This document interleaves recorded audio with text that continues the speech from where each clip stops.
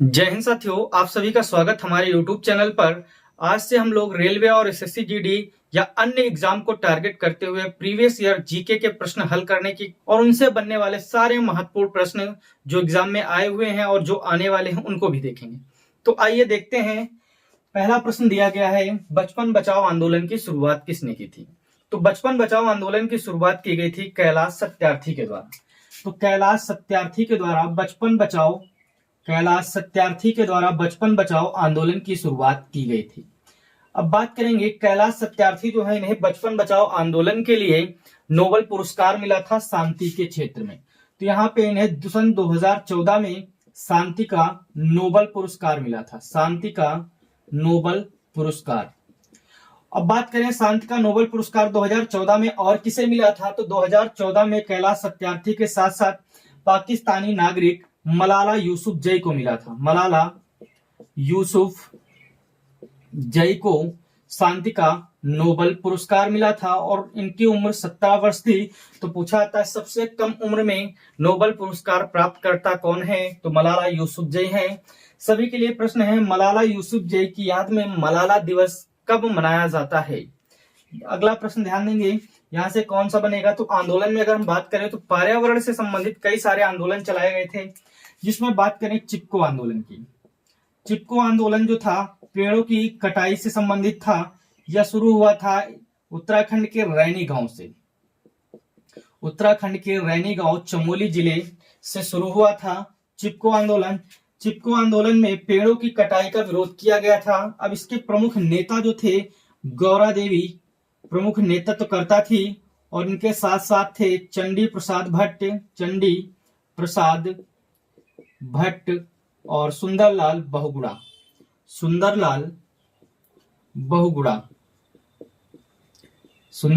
बहुगुणा जो थे इस आंदोलन के प्रमुख नेता थे, ये तीनों लोग। तो चिपको आंदोलन उत्तराखंड के रैनी गांव से शुरू हुआ था, वनों की कटाई से संबंधित है।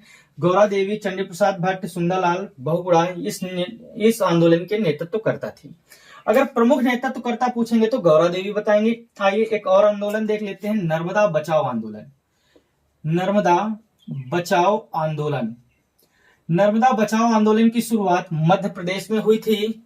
मध्य प्रदेश में नर्मदा बचाओ आंदोलन की शुरुआत की गई थी। डैम बनाने का विरोध यहां पर किया गया था। तो ध्यान देंगे, नर्मदा बचाओ आंदोलन के जो प्रमुख नेता थे, मेधा पाटकर जो थी नर्मदा बचाओ आंदोलन की प्रमुख नेता थी और उनके साथ में थे बाबा आमटे जो थे। ये दोनों लोगों ने नर्मदा बचाओ आंदोलन की शुरुआत की थी और इसका प्रमुख रूप से नेतृत्व भी किया था। तो ये सारे फैक्ट आपको एग्जाम की दृष्टि से काफी महत्वपूर्ण है, नोट भी करेंगे। आइए अगले प्रश्न की तरफ चलते हैं। अगला प्रश्न है, ब्रेल प्रणाली किससे संबंधित है? तो ध्यान देंगे, ब्रेल प्रणाली किससे संबंधित है, तो ब्रेल प्रणाली जो है ब्रेल लिपि से संबंधित है। यहाँ पे आंसर हो जाएगा 6 बिंदुओं से संबंधित है।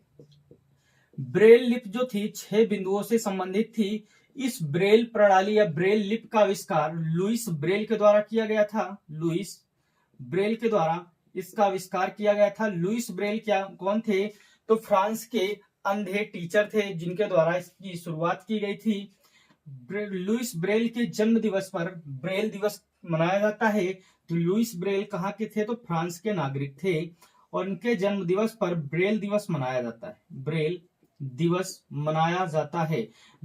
कब मनाया जाता है, तो 4 जनवरी को मनाया जाता है।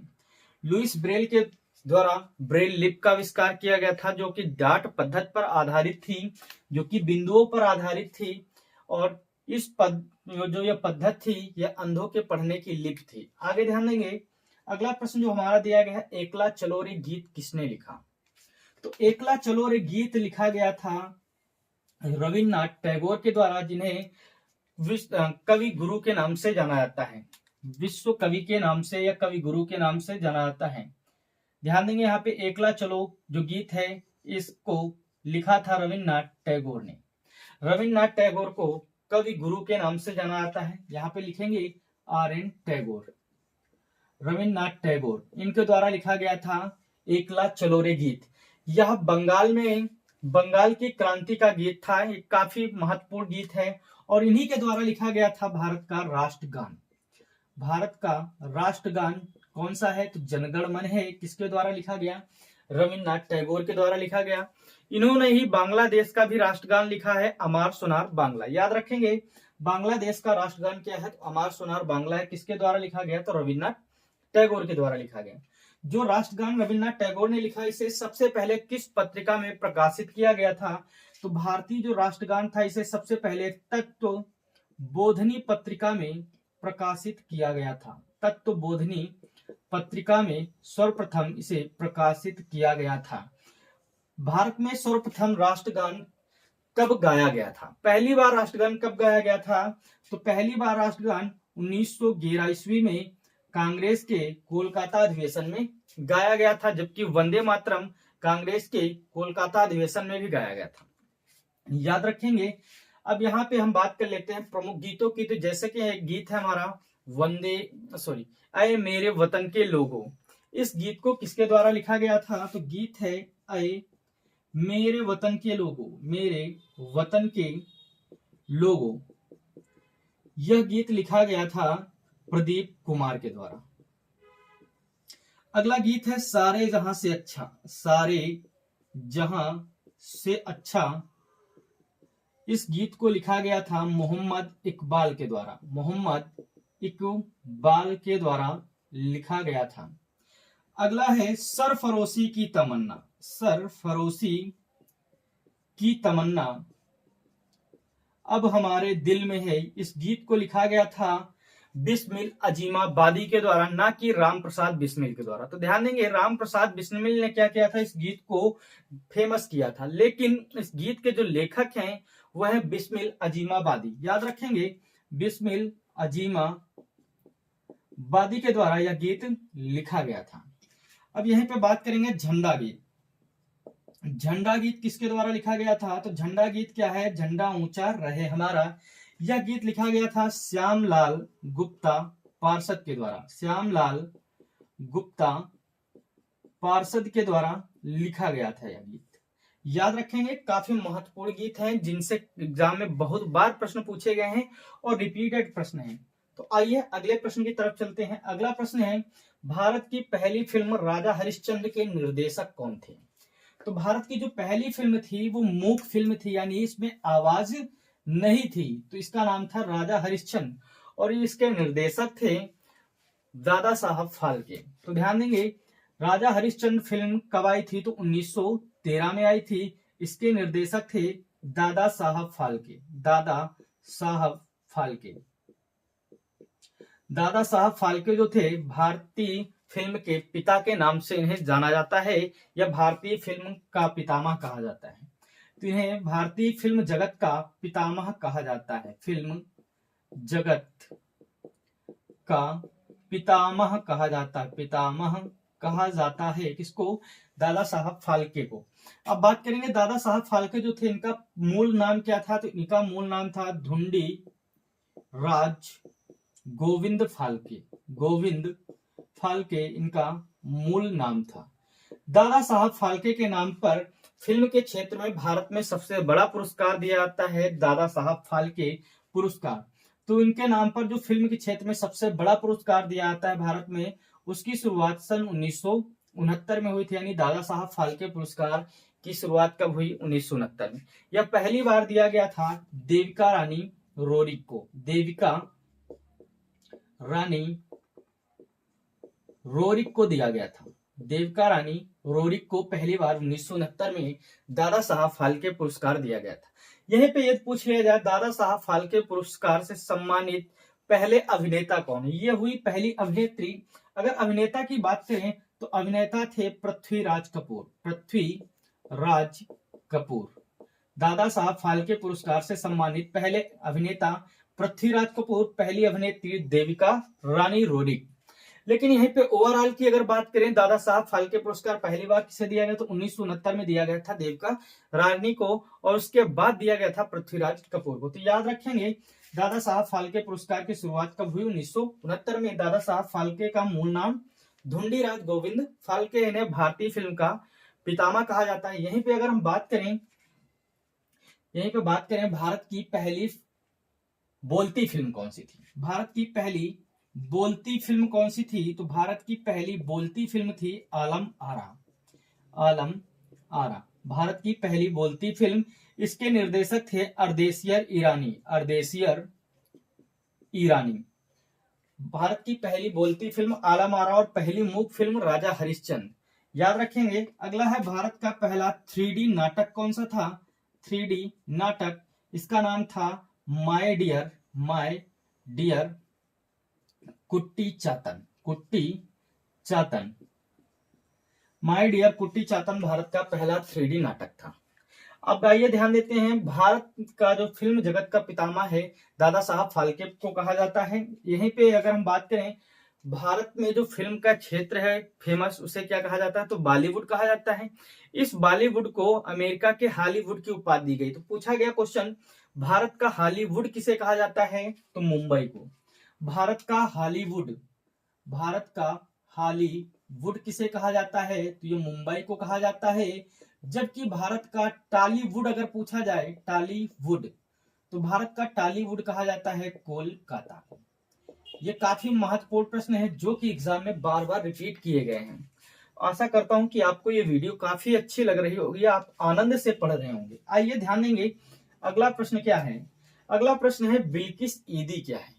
तो बिल्किस ईदी क्या है, तो बिल्किस बानो ईदी एक पाकिस्तानी नागरिक थी जिनके द्वारा ईदी संस्था की स्थापना की गई थी। याद रखेंगे, बिल्किस ईदी क्या है, तो बिल्किस ईदी है बिल्किस बानो नामक एक पाकिस्तानी नागरिक थी, उनके द्वारा ईदी नामक संस्था की स्थापना की गई थी जो कि पाकिस्तान की है। याद रखेंगे। अगला जो है, चिकित्सा का पहला नोबेल किस टीके की खोज के लिए दिया गया था। तो चिकित्सा के क्षेत्र में जो पहला नोबेल पुरस्कार दिया गया था, किस टीके की खोज के लिए दिया गया था, यह प्रश्न पूछा गया। तो इस प्रश्न का जो राइट आंसर हो जाएगा डिप्थीरिया। डिप्थीरिया के टीके के लिए दिया गया था। डिप्थीरिया के टीके के लिए चिकित्सा का पहला नोबेल पुरस्कार दिया गया था। अगर यहीं पे हम बात करें, साहित्य के क्षेत्र में पहला नोबेल पुरस्कार किसे दिया गया, शांति के क्षेत्र में पहला नोबेल पुरस्कार किसे दिया गया, तो शांति के क्षेत्र में पहला नोबेल पुरस्कार, ये सारे पहले नोबेल पुरस्कार जितने भी हैं 1901 में दिए गए थे, क्योंकि नोबेल पुरस्कार पहली बार वितरित किए गए थे 1901 में। जब नोबेल पुरस्कार की स्थापना हुई थी उस समय ये 5 क्षेत्रों में दिए जाते थे, लेकिन वर्तमान में ये 6 क्षेत्रों में दिए जाते हैं। 1967 में स्थापना हुई थी अर्थशास्त्र के नोबेल पुरस्कार की, और यह पहली बार दिया गया था 1969 को। तो आइए ध्यान देंगे, यहाँ पे शांति का पहला नोबेल पुरस्कार किसे दिया गया, तो रेड क्रॉस संस्था के जो संस्थापक थे हेनरी ड्यूनेट, हेनरी ड्यूनेट को दिया गया था। हेनरी ड्यूनेट को शांति का पहला नोबेल पुरस्कार दिया गया था। अब यहीं पे बात करें, चिकित्सा का पहला नोबेल पुरस्कार किसे दिया गया, चिकित्सा का पहला नोबेल पुरस्कार किसे दिया गया, भौतिकी का पहला नोबेल पुरस्कार किसे दिया गया, भौतिकी का पहला नोबेल पुरस्कार किसे दिया गया, रसायन का पहला नोबेल पुरस्कार किसे दिया गया, रसायन का पहला नोबेल पुरस्कार किसे दिया गया, भौतिकी रसायन। साहित्य का पहला नोबेल पुरस्कार किसे दिया गया, साहित्य का पहला नोबेल पुरस्कार किसे दिया गया। एक और लिखेंगे, छठा है, अर्थशास्त्र का पहला नोबेल पुरस्कार किसे दिया गया, अर्थशास्त्र का पहला नोबेल पुरस्कार किसे दिया गया। आइए देखते हैं चिकित्सा का पहला नोबेल पुरस्कार किसे दिया गया। तो चिकित्सा का पहला नोबेल पुरस्कार दिया गया था एमिल वान बेहरिंग को दिया गया था चिकित्सा का नोबेल पुरस्कार। इन्हीं के द्वारा डिप्थीरिया के टीके की खोज की गई थी, जिसे डीटीपी का टीका कहा जाता है। डीपीटी का टीका कहा जाता है, याद रखेंगे। अगला है, भौतिकी का नोबेल पुरस्कार पहली बार किसे दिया गया, तो भौतिकी का नोबेल पुरस्कार पहली बार दिया गया था विलियम रॉन्टजन को। विलियम रॉन्टजन ने क्या किया था, एक्स किरणों की खोज की थी, इसलिए इन्हें पहली बार 1901 ईस्वी में भौतिकी का नोबेल पुरस्कार दिया गया था। अब बात करेंगे रसायन का पहला नोबेल पुरस्कार किसे दिया गया, तो दिया गया था वामट हाफ को पहला रसायन का नोबेल पुरस्कार दिया गया था। अगला है साहित्य का पहला नोबेल पुरस्कार किसे दिया गया? तो साहित्य का पहला नोबेल पुरस्कार दिया गया था सुली प्रुबोध को, प्रुधोम को दिया गया था। सुली प्रुधोम को साहित्य का पहला नोबेल पुरस्कार दिया गया था। अगला है अर्थशास्त्र का पहला नोबेल पुरस्कार। तो ध्यान देंगे अर्थशास्त्र के नोबेल पुरस्कार की शुरुआत 1967 में हुई थी, या पहली बार 1969 में दिया गया था, या दो लोगों को दिया गया था। एक थे रेगनर फ्रिक्स और थे जॉन टी बार्गेन। इन दो लोग को अर्थशास्त्र का नोबेल पुरस्कार पहली बार दिया गया था 1969 ईस्वी में। तो यह एग्जाम में काफी बार पूछे जा चुके हैं। यहीं पे यदि पूछ लें शांति का नोबेल पुरस्कार सबसे ज्यादा बार किस संस्था को दिया गया, तो सबसे ज्यादा बार शांति का नोबेल पुरस्कार रेड क्रॉस संस्था को 3 बार दिया गया, याद रखेंगे। अगला ध्यान देंगे यहाँ पे, अभी हमने पढ़ा भारत चिकित्सा का नोबेल पुरस्कार पहली बार किस टीके के लिए दिया गया, तो डिप्थीरिया के टीके के लिए दिया गया, जिसकी खोज की थी एमिल वान बेहरिंग ने। अब यहीं पे बात करें 2024 का चिकित्सा का नोबेल पुरस्कार किसे दिया गया? करंट से रिलेटेड क्वेश्चन बनेगा यहाँ पर। तो 2024 का जो चिकित्सा का नोबेल पुरस्कार है ये दिया गया विक्टर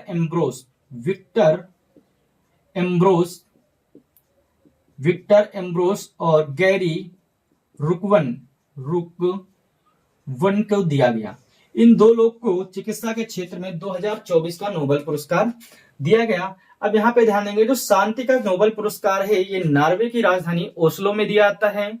सभी नोबेल पुरस्कार अक्टूबर के महीने में घोषित कर दिए जाते हैं और ये दिए जाते हैं 10 दिसंबर को मानवाधिकार के दिवस के रूप में। नोबेल पुरस्कार की शुरुआत या नोबेल पुरस्कार की स्थापना अल्फ्रेड नोबेल के नाम पर की गई थी, याद रखेंगे।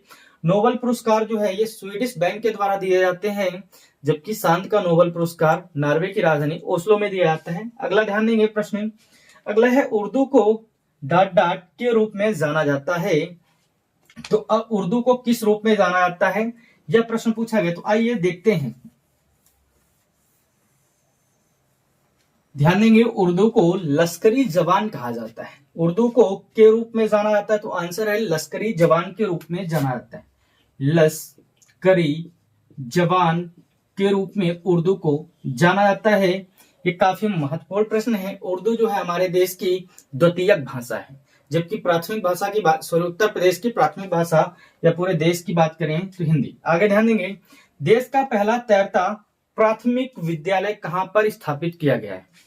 तो ये देश का पहला जो प्राथमिक विद्यालय है मणिपुर में स्थापित किया गया है। ध्यान देंगे यहाँ पर देश का पहला तैरता प्राथमिक विद्यालय जो है मणिपुर में स्थापित किया गया है, मणिपुर की लोकटक झील में। कहां पर? तो लोकटक झील में देश का पहला तैरता प्राथमिक विद्यालय स्थापित किया गया है। तो इसी लोकटक झील जो है इसमें भारत का पहला या पूरी दुनिया का पहला तैरता हुआ नेशनल पार्क है। इस लोकटक झील में और क्या है, तो दुनिया का पहला तैरता हुआ नेशनल पार्क केबुल लामजाओ स्थित है। केबुल लामजाओ, याद रखेंगे एक प्रश्न काफी बार एग्जाम में आया हुआ है। तो ध्यान देंगे देश का पहला तैरता हुआ विद्यालय कहां पर है, तो मणिपुर में। किस झील पर है, तो लोकटक झील में। और देश का या पूरी दुनिया का पहला तैरता हुआ पार्क कहां पर है, तो यह भी मणिपुर की लोकटक झील में स्थित है। यहीं पे एक प्रश्न और देखते हैं, देश का पहला तैरता हुआ एटीएम कहां पर लगाया गया है। तो देश का पहला तैरता हुआ एटीएम कहां पर लगाया गया है, तो ये एटीएम लगाया गया है जम्मू कश्मीर में। जम्मू कश्मीर में लगाया गया है। यह जो एटीएम लगाया गया है डल झील में लगाया गया है।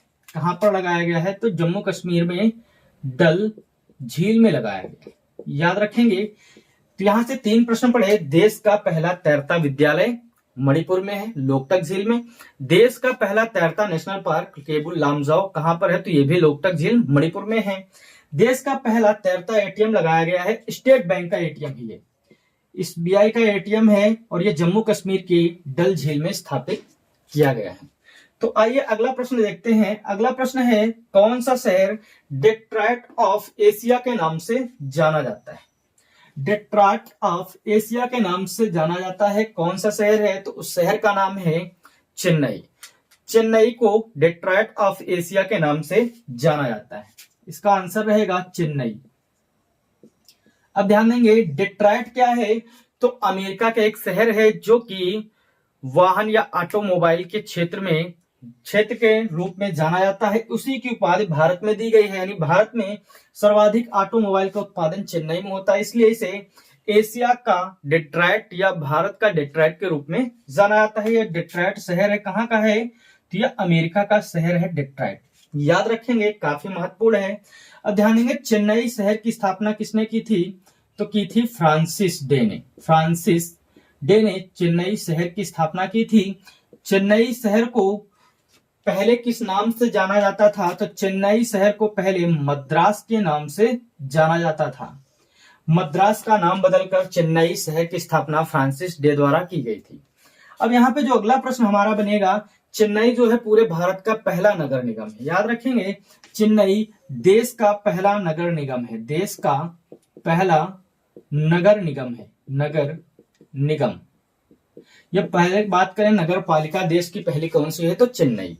याद रखेंगे चेन्नई कहां पर स्थित है? तो ये तमिलनाडु में। अगला प्रश्न हमारे पास दिया गया है कि उल्लट बांसी कवि किस भक्ति कवि का विशिष्ट योगदान है?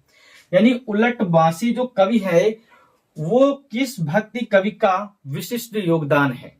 तो ध्यान देंगे इसका जो सही आंसर हो जाएगा कबीर। क्या हो जाएगा?